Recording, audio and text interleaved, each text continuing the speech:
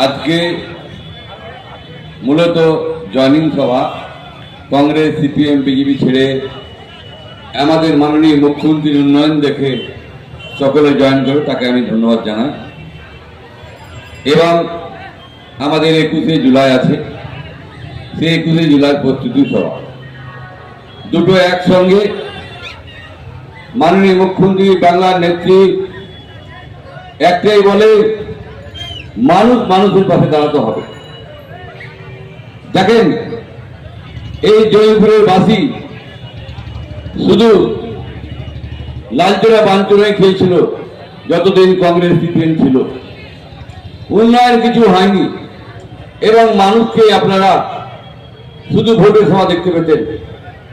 আমি একজন ব্যতিক্রম মানুষ যে আমি 12 মাস আপনাদের সেবা করার চেষ্টা করি। সবচেয়ে বড় ধর্ম। যেমন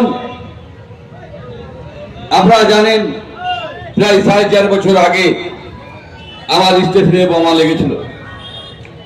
এখন অবধি কেন্দ্র সরকার এনআই তার কিছু করতে পারেনি।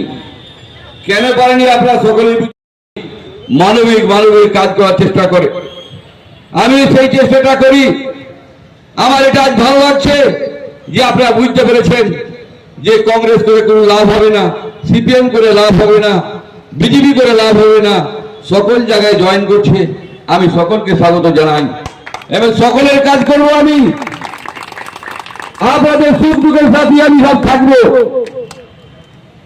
যারা বিজেপি করে, কংগ্রেস করে, তারা পার্টির নেতৃত্ব খুঁজে বেড়ায় যে পার্টির লোক তাকে উপহার করবো কিনে। আমি কিন্তু এটা করব না। আমি মানবের সেবা করব, সকল মানুষের পারবো, চেষ্টা যত পারবো কাজ করে যাব। আপনারা জানেন, মাননীয় মুখ্যমন্ত্রী বাংলার নেত্রী ফুল লাইন স্যাংশন করেছে, যে গ্যাঞ্জাম হচ্ছে সেটাও আপনাদের ছুটবে। আমরা সবসময় চাইব ক্লিন থাক, কিন্তু কাজ করতে না জানলে যেটা হয় সেই জিনিসটাই হচ্ছে। আপনারা জানেন যে আমি অসুস্থর কারণে অনেক কিছু গাফিলতি হয়েছে এই পুরসভায়। সেগুলো আমরা আইনের মাধ্যমে সমস্ত আজ হোক আর 1 বছর পর হোক, আইনের মধ্যে ফুটে উঠবেই, ব্যবস্থা হবেই। নাহলে যারা ভাইরা 2-3 যারা বাড়ি দিয়েছেন, এখনো টাইম আছে, টাকা ফেরত দিয়ে দিন, আইন সমেত ফেরত দিতে হবে। সেদিন কিন্তু কেউ বাঁচে পারলে আপনার লোক থাকবে না। যারা দিয়েছে তারা পালিয়ে যাবে, কেউ থাকবে না। এবং গরিব মানুষের ভাগ্য পারবেন না। আমাদের এখানে পঞ্চায়েত সভাপতি আছে, যদি আপনাদের কোনো দরকার থাকে যাবেন। এবং আমাদের পুরুষোত্তম আছে, হুমায়ুন ভাই আছে, রেল ভাই আছে, আমাদের রাজু ভাই আছে, সাদাত ভাই আছে, আমাদের আনসারি ভাই আছে, সকলে আমরা আছি, আরো নেতৃত্ব আছে।